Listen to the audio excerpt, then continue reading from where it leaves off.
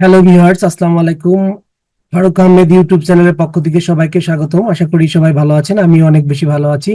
বন্ধুরা, আমার ইউটিউব চ্যানেলটা একটা ইংলিশ বেস ইউটিউব চ্যানেল। এখানে আমি বিভিন্ন সময় বিভিন্ন ধরনের ইংলিশের টার্মস অ্যান্ড কন্ডিশনস অ্যান্ড বিভিন্ন ধরনের grammatical rules, speaking rules, writing rules post করে থাকি। আশা করি আপনারা আমার এই চ্যানেলটার সাথেই থাকবেন, এবং যারা সাবস্ক্রাইব করেননি তাদের জন্য অনুরোধ, তারা এখনই সাবস্ক্রাইব করে দিবেন, এবং যারা সাবস্ক্রাইব করে ফেলেছেন তাদের জন্য অসংখ্য ধন্যবাদ।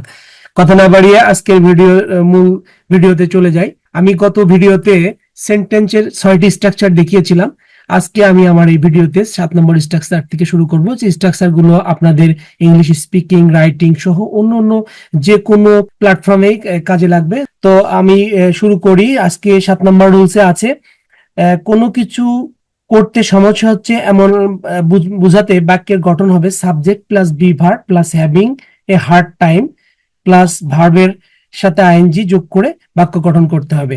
অর্থাৎ আমরা বিভিন্ন সময় কথা বলতে গেলে আমাদের সমস্যা হচ্ছে, আমার এইটাই প্রবলেম হচ্ছে, ওটাই সমস্যা হচ্ছে, এরকম আমরা বলে থাকি। যেমন আমার বইটি রাখতে সমস্যা হচ্ছে, তো এখানে এই বইটি রাখতে সমস্যা হচ্ছে, এই শব্দটি, এই সেন্টেন্সটির সঠিক ইংরেজি কি হবে, সেই কিভাবে এই সেন্টেন্সটি সঠিকভাবে গঠন করতে হবে, সেই রুলসটা আমি এখানে আসলে তুলে ধরেছি। আমার বইটি রাখতে সমস্যা হচ্ছে, সঠিক ইংরেজি হবে I am having a hard time keeping my books. আমরা স্ট্রাকচারে বলেছি প্রথমে সাবজেক্ট হবে, তারপর একটা বি ভার্ব হবে। এখানে সাবজেক্ট হলো আই, বি ভার্ব হলো অ্যাম, এরপরে হ্যাভিং এ হার্ড টাইম, এরপরে হ্যাভিং এ হার্ড টাইম হয়েছে স্ট্রাকচার অনুযায়ী, এরপরে ভার্ব এবং ভার্বের সাথে আইএনজি যোগ করে এক্সটেনশন লিখতে হবে। তো এখানে ভার্বটা ছিল কিপ, এবং এর সাথে আইএনজি স্ট্রাকচার অনুযায়ী আইএনজি যোগ করে কিপিং হলো, এবং মাই বুক হলো এক্সটেনশন হিসাবে এখানে কাজ করছে। তো আমরা এখানে পেলাম আমার বইটি রাখতে সমস্যা হচ্ছে, এর সঠিক ইংরেজি হবে I am having a hard time keeping my book. তোমাকে বুঝতে আমার সমস্যা হচ্ছে, এর সঠিক ইংরেজিটা হবে I am having a hard time making you understand. স্ট্রাকচারের সাথে আমরা এটা মিলাই যদি, তাহলে আমরা দেখতে পাবো এখানে subject I, be verb am, having a hard time structure অনুযায়ী বসেছে, এবং এরপরে একটা ভার্ব বসার কথা, এবং সেই ভার্বের সাথে আইএনজি হওয়ার কথা। তো এখানে মেক হলো ভার্ব, এবং সেই মেক ভার্বের সাথে আইএনজি হয়েছে, এরপর অবজেক্ট বসেছে এবং এক্সটেনশন যোগ হয়েছে। আমার বইটি পড়তে সমস্যা হচ্ছে, এই বাক্যের সঠিক ইংরেজি হবে I am having a hard time reading the book. এখানে having a hard time structure অনুযায়ী হয়েছে, এবং তারপরে যে ভার্ব বসেছে সেটার সাথে আইএনজি হয়েছে, এবং এক্সটেনশন হিসেবে দি বুক বসেছে। তো বন্ধুরা, আমরা এই স্ট্রাকচার থেকে এটা শিখতে পারলাম যে আমরা যখনই কোথাও হ্যাভিং হার্ড টাইম ব্যবহার করব, তো তারপরে ভার্বটা সবসময় ভার্বের সাথে আইএনজি যুক্ত হবে। এরপর আমরা 8 নম্বর রুলসে চলে যাচ্ছে। 8 নম্বর রুলসে আছে কোনো কিছুর প্রয়োজন বোঝাতে আমরা নিড টু ব্যবহার করব। এক্ষেত্রে বাকি স্ট্রাকচার হবে subject plus need to plus ভার্বের প্রেজেন্ট ফর্ম প্লাস এক্সটেনশন। আমার নতুন কিছু শেখার প্রয়োজন, আমরা ইংরেজি কথা বলতে এবং অনেক সময় রাইটিং এর জন্য আমরা অনেক বাক্য লিখতে গেলে আমার প্রয়োজন, আমার জানার প্রয়োজন, আমার পড়ার প্রয়োজন, এরকম অনেক বাক্য আমরা তৈরি করতে হয় আমাদেরকে। তো সেই ক্ষেত্রে আমরা এই স্ট্রাকচারটি ব্যবহার করব, এবং এই যদি আমরা সঠিকভাবে মনে রাখতে পারি, তাহলে আমরা যে কোনো প্রয়োজনের ক্ষেত্রে, এই শেখার প্রয়োজন, জানার প্রয়োজন, এরকম যে কোনো প্রয়োজনের ক্ষেত্রে আমরা এই স্ট্রাকচারের মাধ্যমে হাজার হাজার বাক্য তৈরি করে ফেলতে পারবো। তো এখানে আমার নতুন কিছু শেখার প্রয়োজন, এই বাক্যের সঠিক ইংরেজি হবে I need to learn something new. Subject structure অনুযায়ী, এখানে স্ট্রাকচার অনুযায়ী সাবজেক্ট প্রথমে আই, এরপরে নিড টু, তারপরে মূল ভার্বের প্রেজেন্ট ফর্ম, আর প্লাস সামথিং প্লাস নিউ, এখানে এক্সটেনশন হিসেবে সামথিং নিউ অ্যাড হয়েছে। এরপরের বাক্যে আমরা উদাহরণ হিসেবে দেখতে পারি তার বই পড়ার প্রয়োজন, he need to read a book. মনিরের একটা কম্পিউটার কেনার প্রয়োজন, Monir need to buy a computer. আমরা আগের 6টি রুলস এর মধ্যে শিখেছিলাম যে কোথাও যদি টু হয়, কোনো অক্সিলারি ভার্ব বা কোনো ভার্বের শেষে যদি টু হয়, তাহলে সেন্টেন্সের মধ্যে টু, নিড টু ব্যবহার করা হয়, তাহলে সবসময় ভার্বের প্রেজেন্ট ফর্ম হবে।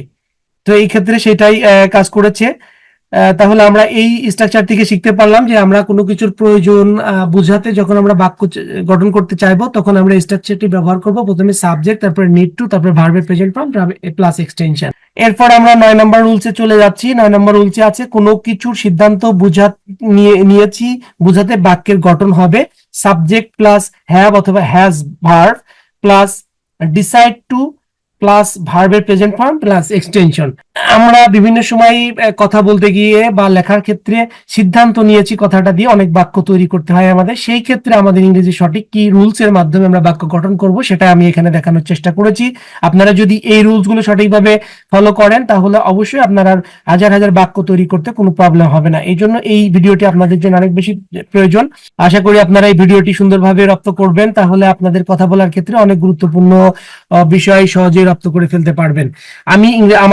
আমি ইংরেজি শেখার সিদ্ধান্ত নিয়েছি। I have decided to learn English. এখানে সাবজেক্ট হলো আই, এরপরে হ্যাভ ভার্ব, তারপরে ডিসাইডেড টু স্ট্রাকচার অনুযায়ী এসেছে, এরপরে ভার্বের প্রেজেন্ট ফর্ম লার্ন, এরপরে এক্সটেনশন হিসেবে ইংরেজি বসেছে। সে একটি মোবাইল কেনার সিদ্ধান্ত নিয়েছে। He has decided to buy a mobile phone. তারা স্কুলে যাওয়ার সিদ্ধান্ত নিয়েছিল। They had decided to go ও টু স্কুল। এখানে দে হলো সাবজেক্ট, হ্যাড হলো ওই হ্যাভ হ্যাজের থেকে, যেহেতু পাস্ট টেন্স এই জন্য হ্যাড ব্যবহৃত হয়েছে। ডিসাইডেড টু স্ট্রাকচার হিসেবে এসেছে, এবার মূল ভার্বের প্রেজেন্ট ফর্ম এসেছে, এবং টু স্কুল এটা হলো এক্সটেনশন হিসেবে ব্যবহার হয়েছে। বন্ধুরা, আমরা তাহলে এই থেকে আমরা জানতে পারলাম যে যখন আমরা কোনো বিষয়ে সিদ্ধান্ত নিয়েছি এমন বাক্য তৈরি করব, তখন আমরা প্রথমে সাবজেক্ট ব্যবহার করব, তারপরে হ্যাজ অথবা হ্যাভ ভার্ব ব্যবহার করব, তারপরে ডিসাইডেড টু দিব, এরপরে ভার্বের প্রেজেন্ট ফর্ম দিব, তারপরে এক্সটেনশন দিয়ে সেন্টেন্সটি তৈরি করলে অবশ্যই সেই সেন্টেন্সটি একটা মার্জিত এবং নির্ভুল সেন্টেন্স হিসেবে পরিগণিত হবে।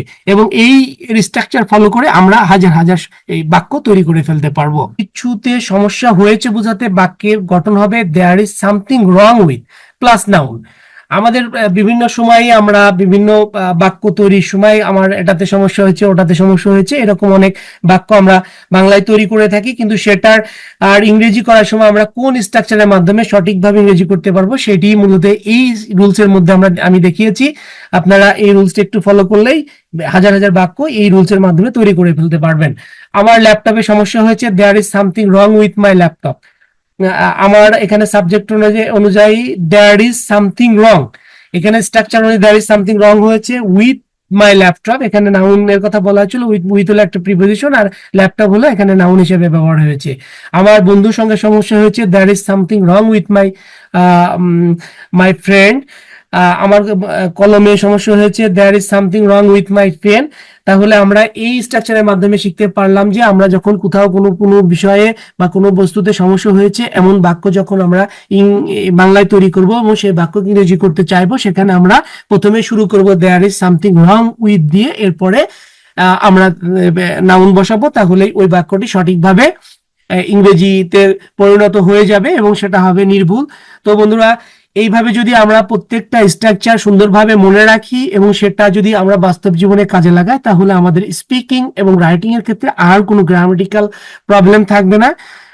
সুতরাং এটি আমাদের খুব ভালোভাবেই রপ্ত করার প্রয়োজন। সবাই এই স্ট্রাকচারগুলো সুন্দরভাবে ফলো করবেন। আশা করি যদি আপনারা এগুলো সুন্দরভাবে রপ্ত করেন, তাহলে আপনাদের পরবর্তী জীবনে স্পিকিং এবং রাইটিং এর ক্ষেত্রে আর কোনো প্রবলেম হবে না। বন্ধুরা, সবাই ভালো থাকবেন, দেখা হবে নতুন কোনো ভিডিওতে। সে পর্যন্ত সবার জন্য শুভকামনা। আসসালামু আলাইকুম।